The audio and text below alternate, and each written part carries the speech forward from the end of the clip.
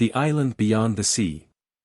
The Roman invasion of Britain, how Rome conquered the mysterious island. For the Romans, Britain was more than an island. It was a mystery.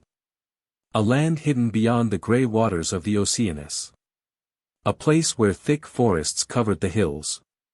Where strange tribes painted their bodies before battle. Where powerful druids performed sacred rituals beneath ancient oak trees.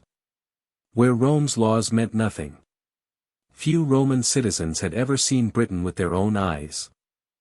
Most knew it only through stories. Some believed the island lay at the very edge of the civilized world. Others imagined it as a cold and dangerous wilderness filled with fierce warriors and untold riches. Merchants spoke of valuable tin mines. Hunters described endless forests. Sailors warned of unpredictable storms and violent tides.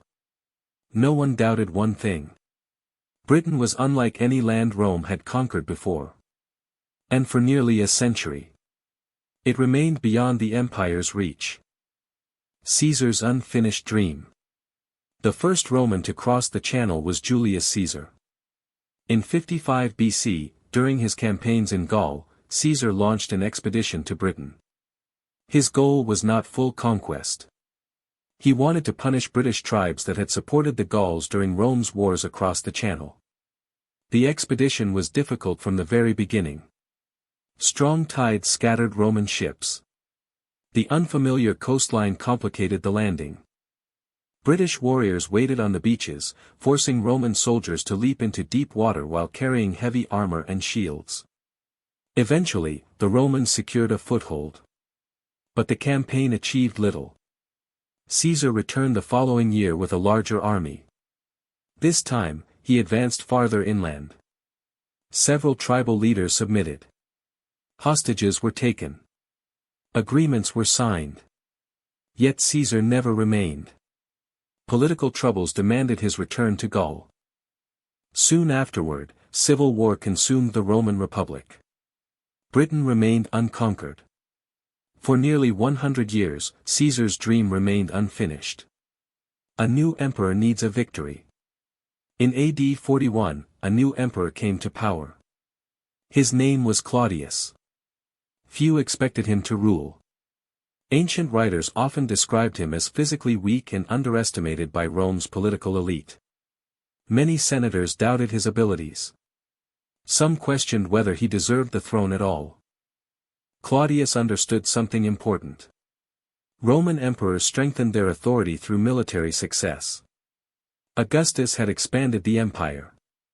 Tiberius inherited stability. Caligula had ruled through chaos. Now Claudius needed a victory that would unite the empire behind him. Britain offered exactly that opportunity. Conquering the mysterious island would accomplish what Julius Caesar never had. It would prove that Claudius belonged among Rome's greatest rulers. Why Britain mattered. Military glory was only part of the story. Britain also possessed valuable resources.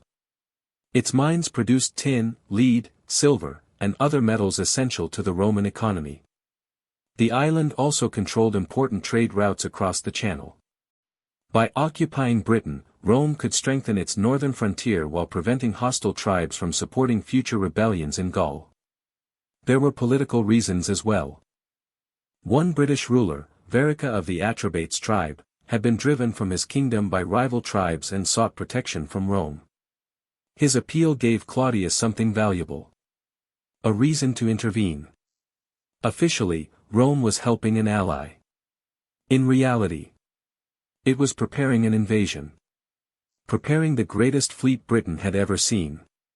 The scale of the operation was enormous. 4 Roman legions were selected for the campaign. Among them were the famous Legio II Augusta, Legio IX Hispana, Legio XIV Gemina, and Legio XX Valeria Victrix. Together with auxiliary troops from across the empire, the invasion force likely numbered around 40,000 men. Infantry. Cavalry. Engineers. Archers. Medical staff. Blacksmiths. Carpenters. Thousands of animals. Hundreds of supply wagons. The Roman army functioned like a moving city. Everything needed for months of campaigning had to cross the sea. Warships escorted transport vessels loaded with soldiers, horses, weapons, food, and construction equipment. Nothing on this scale had ever attempted to invade Britain before. Fear before the crossing. Even Roman soldiers felt uneasy. Crossing the channel was dangerous. The sea could change without warning. Strong currents threatened heavily loaded ships. Many legionaries had never sailed before. Ancient sources tell us that some soldiers hesitated to embark. Britain seemed distant. Unknown.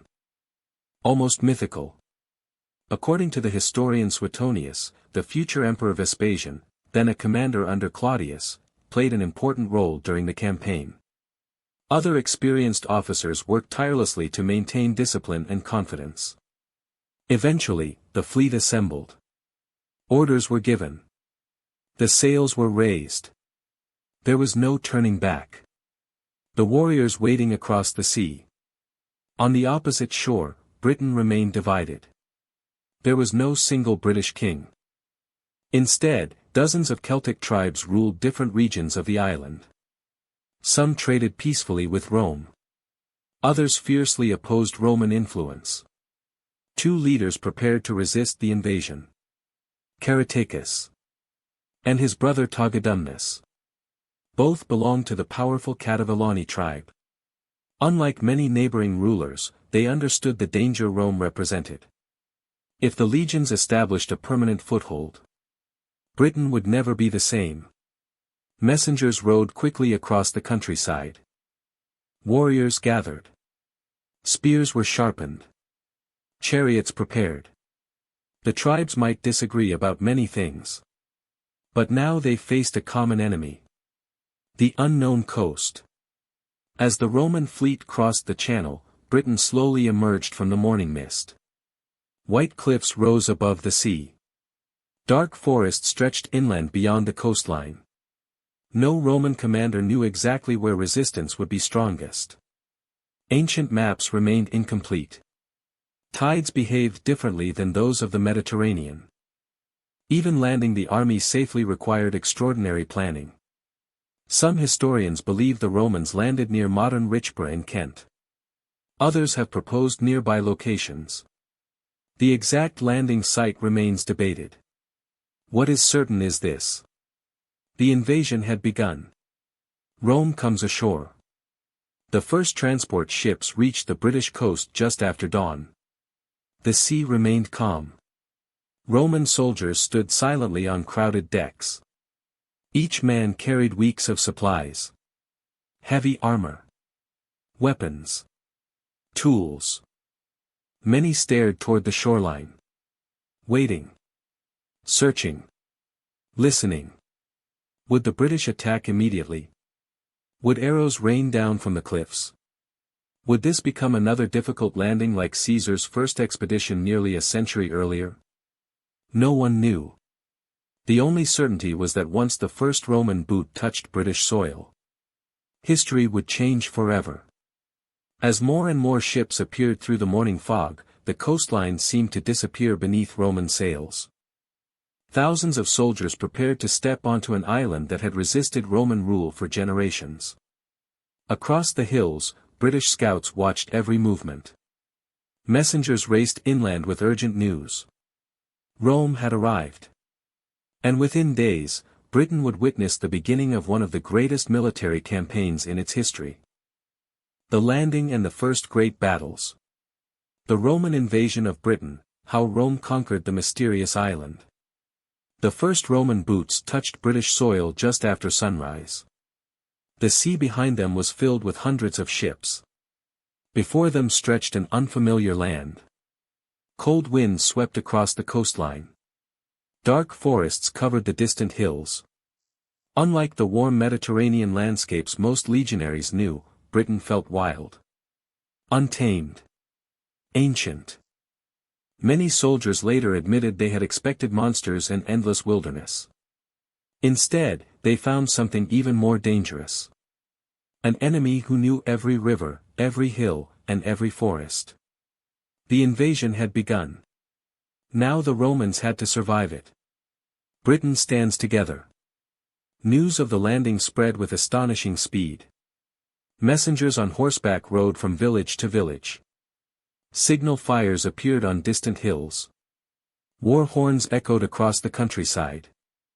For generations, the tribes of southern Britain had fought one another. Now they faced a common threat. Caratacus and his brother Togodumnus understood something many other tribal leaders did not. If Rome established a permanent foothold, every tribe would eventually lose its independence. Warriors arrived from neighboring settlements carrying long spears, swords, shields, and hunting bows. Some painted their faces. Others decorated their bodies with blue dye made from the woad plant, a practice that fascinated Roman writers, though historians continue to debate how widespread it actually was. Many wore colorful cloaks fastened with bronze brooches. Their long hair flowed freely. To Roman soldiers, they looked unlike any enemy they had faced before. Rome moves inland. The Roman army wasted little time.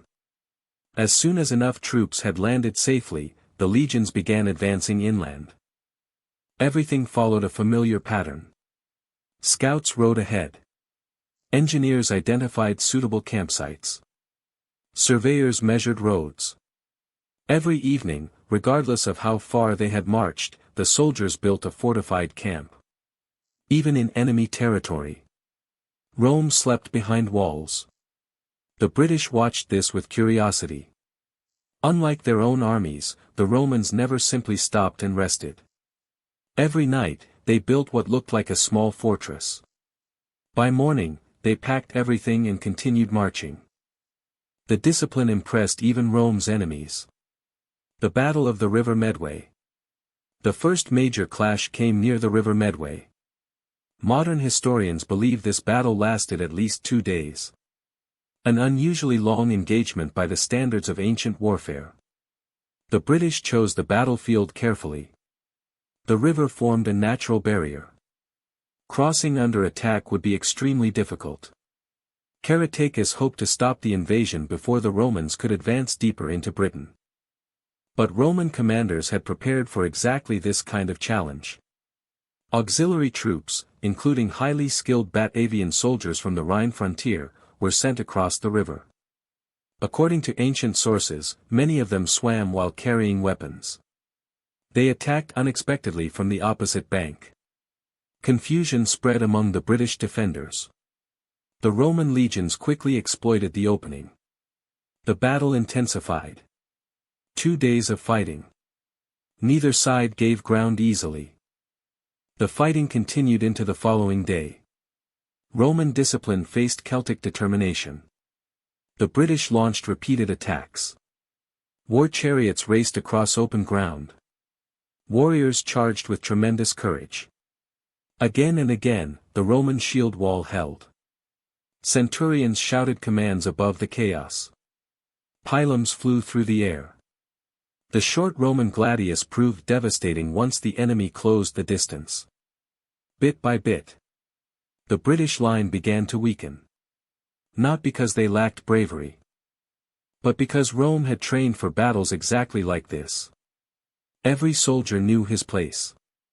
Every movement had been practiced countless times. Eventually, the British were forced to retreat. The invasion had survived its first great test.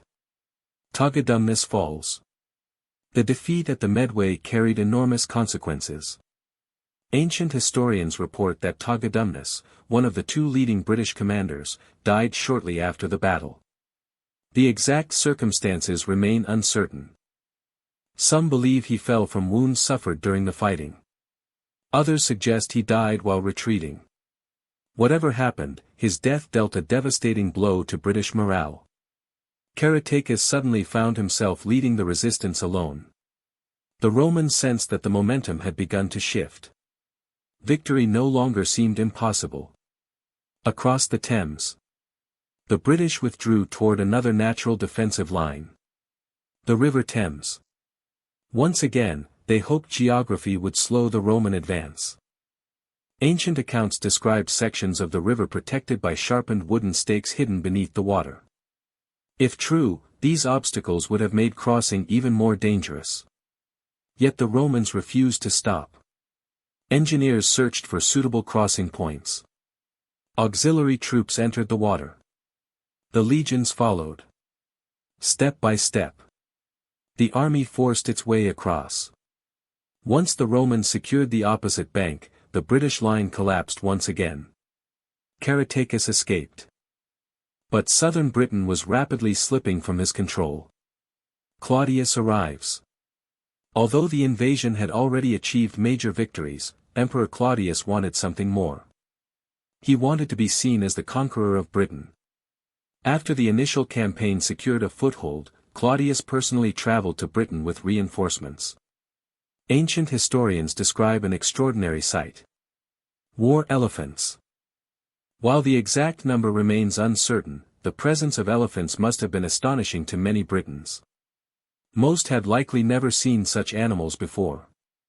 Alongside fresh troops and cavalry, the emperor's arrival demonstrated that Rome considered this campaign one of its highest priorities. For Claudius, victory in Britain was not simply military. It was political. The capture of Camulodunum. The Roman advance continued toward Camulodunum, the capital of the powerful Cativalani tribe. Today, the site is known as Colchester. Its capture represented a decisive moment in the campaign. The city became the first major Roman colonia in Britain. Veteran soldiers later settled there. Temples, roads, and public buildings gradually transformed the landscape. To Rome, Camulodunum symbolized something greater than a battlefield victory. It represented permanence. The empire had not come merely to raid. It had come to stay. Britain begins to change. Following the early victories, Roman engineers immediately began building roads. Fortresses appeared across newly conquered territory. Supply depots ensured that food, weapons, and reinforcements could move efficiently. The Roman army never advanced without securing what lay behind it. Every bridge strengthened Roman control. Every road connected another piece of the growing province. The conquest was happening not only with swords, but with shovels, axes, and measuring rods. The empire built itself wherever it marched. Caratacus refuses to surrender. Despite losing major battles, Caratacus refused to accept defeat. He understood that defeating Rome in open battle had become nearly impossible. So he changed his strategy. He led his remaining warriors into the hills and forests of western Britain. There, the terrain favored the defenders rather than the invaders. The war was far from over. In many ways, it was only beginning. Because Rome had won the invasion. Now it faced the much harder task. Conquering an entire island. As Roman soldiers celebrated their victories around evening campfires, few realized what awaited them beyond the forests. They believed the hardest battles had already been fought. But hidden among Britain's mountains, swamps, and ancient woodlands, new enemies were gathering. Enemies who understood that defeating Rome did not require destroying the legions. It required making the island itself impossible to conquer. War in the forests. The Roman invasion of Britain, how Rome conquered the mysterious island. The Roman legions had won the invasion. But they had not won Britain. As the army marched farther from the southern coast, the landscape began to change. The open fields became dense forests. Rolling hills gave way to steep valleys. Rivers cut across the countryside. Swamps swallowed roads after heavy rain. This was no longer the kind of battlefield Rome preferred. Here, the British tribes knew every hidden path. Every narrow crossing. Every place where an army could disappear into the trees. The war was entering a new phase. And for the Romans, it would become far more dangerous. Britain refuses to surrender. Many tribal leaders accepted Roman rule after the early victories. Some believed cooperation would protect their people. Others hoped alliances with Rome would strengthen their own position against rival tribes. But not everyone agreed. Far beyond the newly conquered towns, resistance continued. Caratacus refused to surrender. He moved westward, gathering new allies among the tribes of Wales. Unlike before, he no longer sought one great battle. Instead, he chose mobility. The Romans would have to chase him across mountains, rivers, and forests. And every mile deeper into Britain made the invasion more difficult. The forest becomes a weapon. To Roman soldiers, the forests of Britain felt alive. Massive oak trees blocked the sunlight. Dense undergrowth slowed every march. Visibility often stretched no farther than a few dozen meters. An army that relied on discipline and formation suddenly found itself fighting in places where formations constantly broke apart. The British understood this perfectly. They rarely attacked large Roman columns head-on. Instead, they waited. Hidden behind trees. Along narrow valleys. Near river crossings. Then, without warning, spears flew from the shadows. War cries echoed through the woods. A few soldiers fell. The attackers vanished. By the time Roman cavalry arrived, the forest was empty once again. The endless rain. The weather became another enemy. Roman soldiers had campaigned across Europe before. But Britain's climate tested them in new ways. Rain seemed endless. Roads turned into mud. Wagons became trapped. Boots remained wet for days. Cold winds swept across the camps at night. Moisture damaged bows. Rust slowly appeared on neglected equipment. Even maintaining campfires became difficult. For local tribes, these conditions were normal. For many Romans, they became exhausting. The island itself seemed determined to resist every step of the invasion. Building Rome one road at a time. Yet wherever the Romans marched, they built roads, bridges, fortresses, supply depots. Every evening, soldiers dug defensive ditches around newly constructed camps. Engineers surveyed future roads with remarkable precision. The Roman army understood something few other ancient forces did. Victory was not won only through battles. It was won through logistics. A well-built road allowed reinforcements to arrive faster. Food reached the front lines. Messages traveled quickly.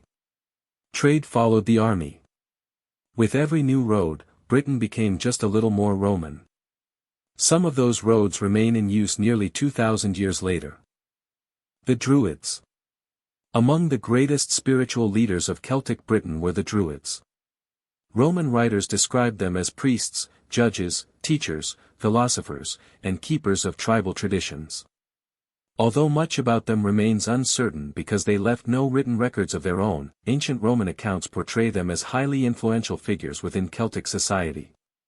They preserved history through memory. Oversaw religious ceremonies. Settled disputes. Advised kings. To many British tribes, the Druids represented the heart of their culture. The Romans viewed them differently. As long as the Druids inspired resistance, Rome believed peace would remain impossible. The island of Mona. Eventually, Roman attention turned toward the island of Mona, known today as Anglesey. Off the coast of modern Wales, Mona had become one of the principal centers of Druidic influence. In AD 60, the Roman governor Gaius Suetonius Paulinus launched a major campaign against the island. Ancient historian Tacitus describes an unforgettable scene. As Roman soldiers approached the shoreline, they saw warriors waiting along the coast. Between them stood Druids raising their hands toward the sky. Women dressed in dark clothing moved among the defenders carrying burning torches. To many Roman soldiers, the sight appeared almost supernatural. For a brief moment, even battle-hardened legionaries hesitated. Their officers shouted commands. The hesitation ended. The Romans crossed. The defenders were defeated. Sacred groves were cut down. Religious centers were destroyed. Rome believed it had struck at the spiritual heart of resistance. The cost of conquest. Every victory came at a price. Roman soldiers died in ambushes. British warriors fell defending their homeland. Villages were abandoned. Fields burned. Families fled deeper into the countryside. For ordinary people, the war was not a story of glory. It was survival. Many never knew whether the next army appearing over the hill would be friend or enemy. Some tribes chose cooperation simply because they were exhausted by years of fighting. Others continued resisting despite overwhelming odds. The conquest of Britain lasted far longer than the dramatic battles usually remembered today. Rome never stopped advancing. Year after year, the frontier moved farther north. Each campaign secured another valley. Another river. Another tribal territory. Fortresses appeared where forests once stood. Roman watchtowers overlooked roads that had never existed before. Merchants followed the soldiers. Soon came craftsmen. Builders. Tax collectors. Families. The army opened the way. Civilization, at least from Rome's perspective, followed behind. The empire was not simply conquering Britain. It was transforming it. A warrior named Caratacus. Despite repeated setbacks, Caratacus remained free. For years, he continued leading resistance against Rome. His knowledge of Britain's rugged terrain frustrated successive Roman commanders.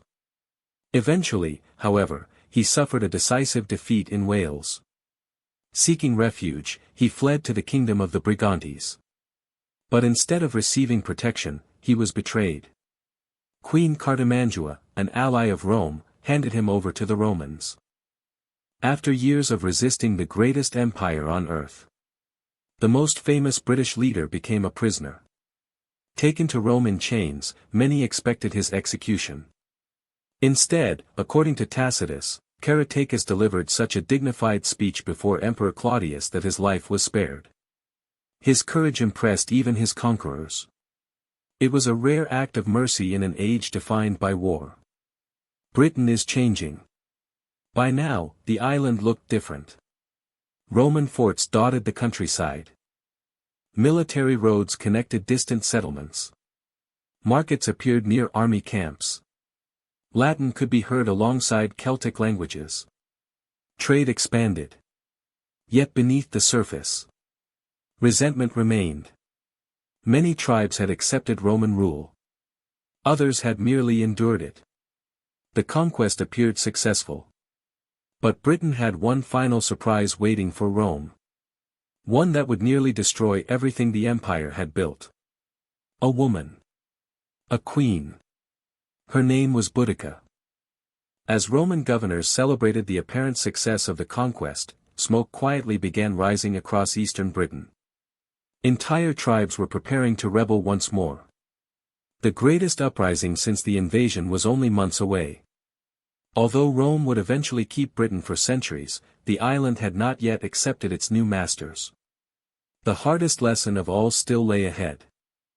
Rome wins the island. The Roman invasion of Britain, how Rome conquered the mysterious island. Nearly 20 years had passed since the first Roman ships appeared through the morning mist of the English Channel. The beaches where thousands of legionaries had landed were now quiet. Roman roads stretched across southern Britain. Stone bridges crossed rivers that had once stopped entire armies. Fortresses stood where forests had dominated the landscape. The invasion had become an occupation. And the occupation was becoming a new way of life. To many in Rome, Britain was no longer a distant mystery. It had become another province of the empire. But beneath the appearance of peace, the island still remembered its freedom. A new Roman Britain. Where Roman soldiers settled, towns quickly followed. Engineers designed streets in perfect grids. Stone buildings replaced wooden huts. Bathhouses filled with warm water welcomed citizens. Markets bustled with merchants from every corner of the empire. Temples dedicated to Roman gods stood beside local places of worship. One settlement, founded shortly after the invasion, would eventually become one of the most important cities in Roman Britain. Londinium. At first, it was little more than a military crossing on the River Thames. But its location made it ideal for trade. Ships arrived carrying wine from Gaul, olive oil from Spain, fine pottery from Italy, luxury goods from across the Mediterranean. Within only a few decades, Londinium had become one of the busiest cities in northern Europe. Roads that changed a nation. Perhaps Rome's greatest victory was not won with swords. It was built with stone. The Romans constructed an extraordinary network of roads across Britain. Wide, straight, carefully engineered. Some crossed mountains. Others cut directly through forests. These roads allowed legions to move quickly whenever rebellion threatened. But they also connected markets, farms, villages, and growing towns. Trade flourished. Travel became easier. Ideas spread. Even after the Roman Empire disappeared, many of these roads continued to shape Britain's landscape. Some modern highways still follow routes first surveyed by Roman engineers nearly 2,000 years ago. Roman life arrives. As military control expanded, daily life began to change. Latin became the language of administration. Roman laws regulated trade. Coins bearing the emperor's portrait circulated throughout the province. Public baths appeared. Stone villas surrounded by gardens rose across the countryside. Some wealthy British families adopted Roman clothing. Roman architecture. Roman dining customs. Children from influential families learned Latin alongside their native Celtic languages. This process became known as Romanization. Yet it did not erase Britain's older traditions. Instead, many communities blended Roman and Celtic customs together. The result was something entirely new. A Romano-British culture unlike anywhere else in the empire. Not everyone accepted Rome. Despite the appearance of stability, resentment never completely disappeared. Taxes increased. Land changed hands. Roman officials often favored tribes that supported the empire while punishing those who resisted. Many Britons accepted Roman rule because it brought trade and security. Others accepted it because they had no choice. The memory of independence remained alive. It only needed a spark. That spark came in AD 60. A queen named Boudica led one of the greatest revolts Rome would ever face. Her armies destroyed Camulodunum, burned Londinium, defeated several Roman detachments. For a brief moment, it seemed the entire conquest might collapse. Although Rome eventually crushed the rebellion, the uprising revealed an important truth. Conquering Britain had been difficult. Keeping it would prove even harder. Beyond the northern frontier. Even after decades of campaigning, Rome never fully conquered the entire island. The mountainous lands of what is now Scotland remained fiercely independent. Roman armies launched several campaigns into the north. Some achieved impressive victories. Others ended in frustration. The tribes knew the terrain too well. The mountains, forests, and marshes constantly challenged Roman logistics. Eventually, Rome accepted that permanent conquest of the far north would require enormous resources. Instead of endless expansion, the empire chose defense. Years later, Emperor Hadrian ordered the construction of the famous Hadrian's Wall, stretching across northern Britain. It became one of the greatest engineering achievements of the Roman world. More than a barrier, it marked the practical limit of Rome's ambitions on the island. For centuries of Roman Britain. What began as an invasion in AD 43 evolved into nearly 400 years of Roman rule. Generation after generation grew up knowing no other government. Children born long after Claudius' invasion considered themselves both British and Roman. Legions guarded the frontiers. Merchants crossed the roads. Farmers cultivated fertile lands. Ports connected Britain to the wider empire. The province became an essential part of Rome. Yet empires are never permanent. By the early 5th century, Rome itself faced growing crises. Germanic invasions. Civil wars. Economic decline. One frontier after another demanded soldiers. Britain grew increasingly isolated. In AD 410, Emperor Honorius reportedly informed the cities of Britain that they would have to defend themselves. The legions would not return.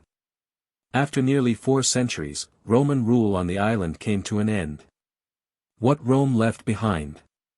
Although the empire eventually withdrew, its legacy remained. Many of Britain's first planned towns had Roman origins. Bridges. Roads. Fortifications. Bathhouses. Walls. Coins. Inscriptions. Fragments of mosaics. All survived long after the legions departed. Archaeologists continue uncovering remarkable evidence of Roman Britain. Military forts buried beneath modern cities. Ancient temples. Beautiful villas decorated with colorful mosaics. Every discovery reminds us that Rome's influence reached far beyond the battlefield. The invasion transformed Britain politically, economically, and culturally in ways that lasted for centuries. Final conclusion. When Emperor Claudius ordered his legions across the Channel in AD 43, he hoped to achieve something Julius Caesar never had. He wanted to conquer Britain. In one sense, he succeeded. The Roman Empire established cities, roads, forts, and laws that reshaped the island for nearly 400 years. Its engineers transformed the landscape. Its soldiers secured the frontiers. Its merchants connected Britain to a world stretching from the Atlantic Ocean to the deserts of Syria. But conquest was never simple. Every mile gained had been paid for with blood. Roman blood. British blood. The courage of legionaries met the determination of tribal warriors who refused to surrender their homeland. Neither side lacked bravery. They simply fought for different visions of the future. Today, travelers can still walk along Roman roads first laid nearly 2,000 years ago. They can stand inside the ruins of Londinium. Explore the forts along Hadrian's Wall. Or visit the ancient fields where Roman standards once advanced through the mist.